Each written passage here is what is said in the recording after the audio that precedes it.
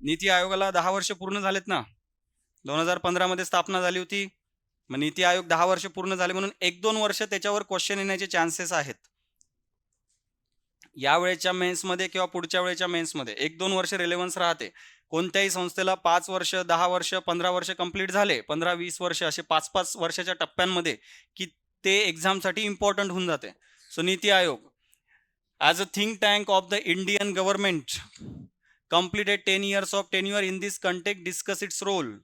भारत सरकारचा विचार मंच एक थिंक टँक आहे सरकारचा. तो सरकारला ज्या ज्या वेळेस धोरण बनवायचे असतात त्यावेळेस जे इनपुट्स असतात ते नीती आयोग देत असते, म्हणून त्याला म्हटलंय भारत सरकारचा थिंक टँक विचार मंच म्हणून. नीती आयोगाला 10 वर्ष पूर्ण झाली आहेत. या अनुषंगाने त्यांची भूमिका सांगा, म्हणजे भूमिका सांगायची, त्यांचं काम काय आहे नीती आयोगाचं ते आपल्याला सांगायचं आहे. ओके, या ठिकाणी नीती आयोगाची वैशिष्ट्ये लिहायची नाहीत, त्यांची काय भूमिका आहे. एक सरकारचा विचार मंच म्हणून, एक थिंक टँक म्हणून काय त्यांचं इम्पॉर्टन्स आहे, त्यांचा काय रोल आहे, भूमिका काय, तेवढंच आपल्याला सांगायचं आहे. ओके, क्वेश्चन कळाला? क्वेश्चन कळण्यामध्ये डिफिकल्टी आली नसेल, राईट? क्वेश्चन फॉर्म्युलेटच असे केलेले आहेत मी, जेणेकरून ते समजायला डिफिकल्टी नको. कारण क्वेश्चन नाही समजला तर आन्सर तर दूरच आहे मग. त्यामुळे क्वेश्चनच सिंपल ठेवलेले आहेत की ॲनालिटिकल पण असावे पण सिंपल पण असावे. एक्झाममध्ये लक्षात घ्या, एखाद्या वेळेस होईल काय, आता आपल्याला माहीत नाही असं होईल नाही होईल, पण UPSC मध्ये असं होते, MPSC मध्ये पण होऊ शकते. UPSC मध्ये क्वेश्चन इंग्लिश आणि हिंदीमध्ये असतो. बऱ्याच वेळ जे हिंदीमध्ये एक्झाम देतात, प्युअरली हिंदीमध्ये, तर त्यांना बऱ्याच वेळ हिंदीच कळत नाही की काय ट्रान्सलेशन केलेलं आहे, असं UPSC मध्ये होते. मग त्यावेळेस ते इंग्लिशचा तुम्ही यूज करू शकता, तेवढी इंग्लिश आपल्याला कळते. MPSC डोंट नो की काय होईल जर एखाद्या वेळेस नाही कळाला प्रश्न मराठीमधला, की इंग्लिश पाहून घ्यायचं, तेवढी इंग्लिश आपल्याला समजून जाते. चला, आता या ठिकाणी लोकस असंविधानिक संस्था नॉन कॉन्स्टिट्युशनल बॉडीज जे आहे तिथून आपण घेतलेला आहे. नीती आयोग जो आहे आपला मेन फोकस आहे, भूमिका विचारलेली आहे. ओके, तुम्हाला खूप काही फायदे तोटे विचारले का या ठिकाणी? नाही. त्यांचा काय रोल आहे, भूमिका काय आहे त्याची, एक विचार मंच म्हणून, थिंक टँक म्हणून ते आपल्याला इथे मांडायचं आहे. मग इथे आपला पहिल्यांदा इंट्रोडक्शन आपण सिंपल सांगू शकतो की स्थापना झाली आहे 1 जानेवारी 2015ला. पहिले योजना आयोग होता, प्लॅनिंग कमिशन. ओके, त्याला बरखास्त करून त्याच्या ठिकाणी नीती आयोगाची स्थापना केलेली आहे. भारताच्या विकास धोरणात्मक त्याच्यासाठी सरकारला सल्ला देते, केंद्र राज्य सरकारना समन्वय साधण्यासाठी मदत करते. एक शॉर्टमध्ये आपण दिलंय. ओके, जर तुम्हाला एवढं जरी लिहायचं नसेल आणि तुम्ही हे जरी लिहिलं की 1 जानेवारी 2015ला स्थापना झालेली आहे, योजना आयोगला बरखास्त करून नीती आयोगची स्थापना झाली, तरी सफिशियंट आहे, राईट? त्यानंतर या ठिकाणी आपल्याला आयोगाची भूमिका, योगदान आणि महत्त्व याच गोष्टीवर फोकस करायचा होता की काय काय भूमिका आहे, मग योगदान आणि काय महत्त्व आहे. या ठिकाणी मेन जो योगदान आणि महत्त्व हा भूमिकेचाच पार्ट घेण्यात आलेला आहे. एक शॉर्टमध्ये शेवटी एक पॅरेग्राफ की काय महत्त्व आहे आयोगाचं, पण मेन फोकस तुमचा भूमिकेवरच असायला पाहिजे. ते शेवटचा एक पॅरेग्राफ लिहिला नाही लिहिला त्यांनी एवढा काही फरक पडणार नाही, परंतु भूमिकेचे एक 5-6 पॉईंट तुम्हाला दिसायला पाहिजे की आयोग काय करते ते तुम्हाला लिहायचं आहे, कोणकोणत्या गोष्टींमध्ये इन्व्हॉल्ड आहे. तर यासाठी तुम्हाला नीती आयोगाची थोडी आयडिया लागणार की नीती आयोग कसं काम करत असते, काय काम करत असते. ओके, त्यामुळे संविधानिक गैरसंविधानिक संस्था त्याचा अभ्यास तुम्हाला सेपरेटली असल्याशिवाय अशी उत्तरं तुम्हाला लिहिता येत नाही. हे थोडे फॅक्च्युअल आन्सर आहे, इथे ॲनालिसिस कमी आहे. माहीत पाहिजे नीती आयोग काय करते, फॅक्च्युअल क्वेश्चन. आधीचा क्वेश्चन थोडासा ॲनालिटिकल होता, हा ॲनालिटिकल नाही आहे, विश्लेषण नाही आहे, याच्यामध्ये फॅक्च्युअल इन्फॉर्मेशन लागते. ओके, त्याला फास्टली एक 5-6 पॉईंट लिहिण्याचा प्रयत्न करा. भूमिका काय आहे, काय रोल आहे नीती आयोगचा, त्यानंतर आपण डिस्कशन करूया. आणि हे 10 मार्कर क्वेश्चन आहे. 7th क्वेश्चन पर्यंत सगळे 10 मार्करच आहेत. 8 पासून 8, 9, 10, 15 मार्कर. काय भूमिका आहे, नीती आयोगचा काय रोल आहे पहा. एक एक रोल आपल्याला माहित पाहिजे. एक 4-5 रोल तुम्ही इझिली लिहू शकतात नीती आयोगचे. धोरणात्मक सल्ला आणि नियोजन, जे पॉलिसी ॲडवाईस अँड प्लॅनिंग, यामध्ये आपल्याला नीती आयोगाचा फार महत्त्वाचा रोल दिसून येतो. गव्हर्नमेंटला ज्यावेळेसही पॉलिसीज बनवायचे असतात, धोरण बनवायचं असतात, जे गव्हर्नमेंट आहे नीती आयोगाकडून सल्ला घेत असते. ओके, त्यामुळे सरकारला पॉलिसी बनवण्यामध्ये सल्ला देणे हे नीती आयोगाचं महत्त्वाचं काम आहे, महत्त्वाची भूमिका आहे. विचार मंच म्हटलं ना, थिंक टँक म्हटलंय का आहे नीती आयोगाला, त्याच्यासाठीच तर म्हटलंय, बिकॉज गव्हर्नमेंटला पॉलिसी बनवण्यामध्ये सल्ला देणे हे नीती आयोगाचं महत्त्वाचं काम आहे. जसं मेक इन इंडिया जे सरकारने बनवला होता, तर त्याचं प्लॅनिंग कोणी केलं होतं मेक इन इंडिया पॉलिसीचं, किंवा स्किल इंडिया, डिजिटल इंडिया, ह्या ज्या गव्हर्नमेंटच्या ज्या पॉलिसीज आहे याचं प्लॅनिंग सगळं नीती आयोगाकडून आलेलं आहे. त्यामुळे सरकारचे जे धोरणं आहे त्याला सल्ला देणे, त्याबद्दल नियोजन करणे, प्लॅनिंग करणे हे नीती आयोगाचं काम आहे. नीती आयोगाची भूमिका. सहकार्यात्मक संघराज्य, सहकारी संघराज्य, कोऑपरेटिव्ह फेडरलिझम. आपल्याला नीती आयोगमध्ये एक संस्था दिसते, त्याला गव्हर्निंग काउन्सिल आपण म्हणतो. ओके, गव्हर्निंग काउन्सिल किंवा त्याला कार्यकारी परिषद असा शब्द वापरला जातो.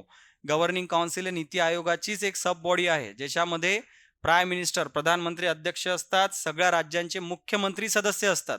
मग आता अशी एखादी संस्था ज्या ठिकाणी प्रधानमंत्री पण बसलेले आहे आणि सगळ्या राज्यांचे मुख्यमंत्री बसलेले आहे आणि त्या ठिकाणी ते डिस्कशन करत आहेत धोरणांबद्दल, यामध्ये कोऑपरेटिव्ह फेडरलिझम आहे, केंद्र राज्याचा संबंध सुधरत आहे.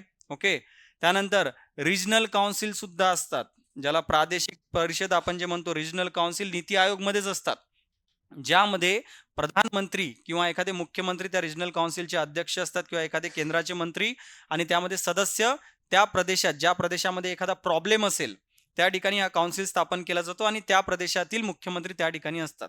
जसं की समजा कोस्टल एरिया, किनारपट्टीचा काही प्रॉब्लेम असेल तर कोस्टल एरियाचे जे मुख्यमंत्री असतील ते सदस्य असतील आणि कोणताही एखादा मुख्यमंत्री किंवा मंत्री किंवा स्वतः प्रधानमंत्री त्याचे अध्यक्ष असतील.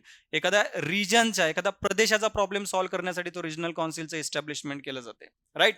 तर त्यामध्ये सुद्धा आपल्याला काय दिसते, सहकार्यात्मक संघराज्य किंवा केंद्राचा त्या ठिकाणी प्रतिनिधी आहे आणि राज्यांचे सुद्धा प्रतिनिधी आहेत. संशोधनाला प्रोत्साहन, इनोव्हेशन, ओके, त्याला प्रमोट करते नीती आयोग इनोव्हेशनला. अटल इनोव्हेशन मिशन नावाचं एक मिशन आहे नीती आयोगाची, एक स्कीम आहे सेंट्रल गव्हर्नमेंटची, जे चालवते नीती आयोग, ते चालवत असते.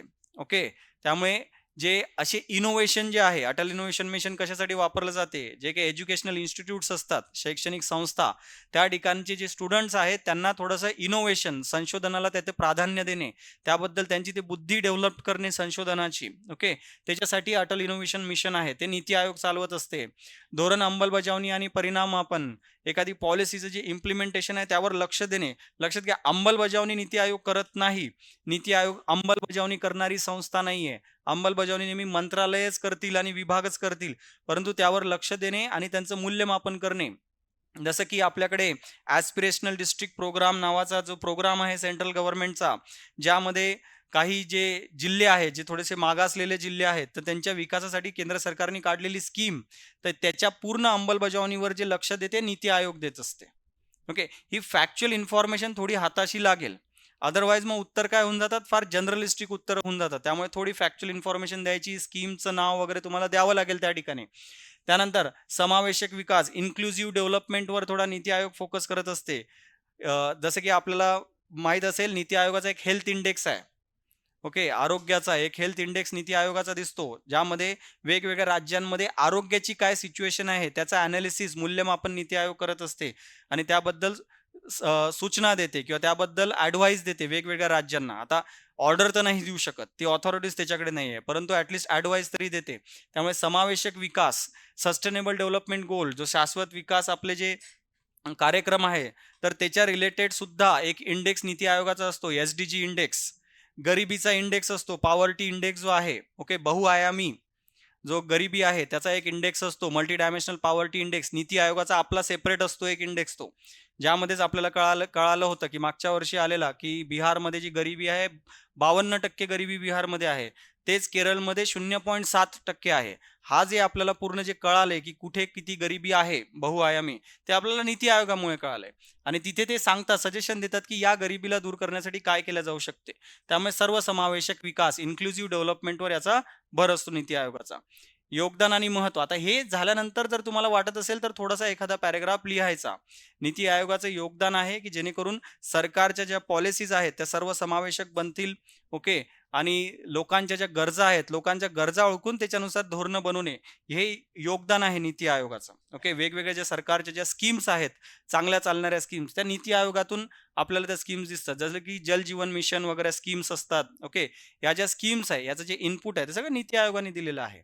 त्यामुळे नीती आयोगाचं आपलं एक महत्त्वाचं आहे. याला एक पॅराग्राफ लिहायचा, जास्त नाही, मेन आपलं हेच आहे, किंवा नाही लिहिलं तरी चालते, हे तेवढं इम्पॉर्टंट नाही आहे, हे आपलं मेन इम्पॉर्टंट आहे. नीती आयोगाची भूमिका, हे पॉईंट्स लिहिता येतील, परंतु प्रत्येक वेळेस हे पॉईंट्स लिहिताना एक्झाम्पल्स आवश्यक आहेत. अदरवाईज हे अतिशय जनरलिस्टिक आन्सर होऊन जाईल आणि जनरलिस्टिक आन्सरला मी नेहमी सांगत होतो, generalistic answers means general marks. Okay, त्यामुळे स्पेसिफिक आन्सर पाहिजे. जर तुम्हाला GS2 मध्ये मी नेहमी सांगतो 110, 115, 120 प्लस जर मार्क पाहिजे असतील, तर त्या ठिकाणी तुम्हाला स्पेसिफिक आन्सर द्यावं लागतील. असं समजू नये शाळेची एक्झाम नाहीये की 120 250 पैकी सर फार छोटा विचार करतात. मी ठेवून होतो 200 250चं टार्गेट. ओके, शाळेचा टॉपर आहे मी 95%. उद्या सर्टिफिकेटच घेऊन जातो सरांकडे. काय माझ्यासाठी 120. ओव्हरऑल जर तुम्ही जर पाहिलाय कट ऑफ, आता युपीएससीचं आपल्याला माहिती आहे, एमपीएससीची आयडिया नाही अजून. UPSC 50% is a topper. Okay, त्या ठिकाणी असं नाही की 50% म्हणजे ॲव्हरेज कॅन्डिडेट आहे. 50 ॲव्हरेज कॅन्डिडेट तर 20-25% आहेत. 50% इज अ टॉपर. त्यामुळे 120 125 जर स्कोअर असेल युपीएससी मध्ये तर you are a national topper. MPSC मध्येही तेच होणार आहे. जनरलिस्टिक स्कोअर कोणता असतो, एक 90-100 वगैरे पडले, खूप हुशार विद्यार्थी असेल परंतु व्हॅल्यू ॲडिशन करता येत नसेल, मग तेच 90-100 मध्ये अडकतो. कळालंय? ओके, कोणकोणते त्याचे धोरणं आहेत, कसे कसे त्याची भूमिका आहे. अजून त्याला फक्त आपण निष्कर्षामध्ये काय लिहू शकतो, टीका नाही करायची निष्कर्षामध्ये कधीच. ओके, लक्षात घ्या, इंट्रोडक्शन आणि निष्कर्ष कधी निगेटिव्ह नसावे. सुरुवातच जर खराब झाली तर एक्झामिनरला वाटते की मूडच खराब करून टाकलाय, प्रश्न आत्ताच तर वाचायला चालू केलंय, किंवा शेवटी मूडही नाही खराब करायचा, तर जो काही खराब करा मदतच करून घ्या. सुरुवातच चांगली असायला पाहिजे, शेवट चांगला असायला पाहिजे. कन्क्लुजन, पुढील काळामध्ये तुम्ही काय करू शकतात, वे फॉरवर्ड, नीती आयोगामध्ये काय करू शकतात तुम्ही, त्याची संस्थागत क्षमता वाढवू शकतात. सार्वजनिक खाजगी भागीदारी मजबूत करण्यावर, विकास मार्गावर भारताला पुढे नेण्यामध्ये त्याला अधिक थोडं समर्थ करा. ओके, पीपीपी प्रोजेक्ट, डेव्हलपमेंटचे जे काही प्रोजेक्ट्स असतात, पीपीपी माहिती आहे ना, सार्वजनिक खाजगी भागीदारी, पब्लिक प्रायव्हेट पार्टनरशिप, किंवा बाकी गव्हर्नमेंटचा जे विकास आहे त्याच्या अजून चांगलं करण्यासाठी त्याला थोडंसं कॅपेबल करा, अधिक समर्थ करा, म्हणून तुम्ही निष्कर्ष लिहायचा. ओके, आणि हे लक्षात घ्या, हे इम्पॉर्टंट आहे. 10 वर्ष झालेत नीती आयोगाला, त्यामुळे या वर्षीचे मेन्स आणि नेक्स्ट वर्षीचे मेन्स, त्याच्या नेक्स्ट याचा रिलेव्हन्स राहणार नाही. 2027 मध्ये या क्वेश्चनचा काहीच रिलेव्हन्स नाही, पण या वर्षी आणि पुढच्या वर्षी 2 वर्ष या क्वेश्चनचा रिलेव्हन्स आहे. कळालंय?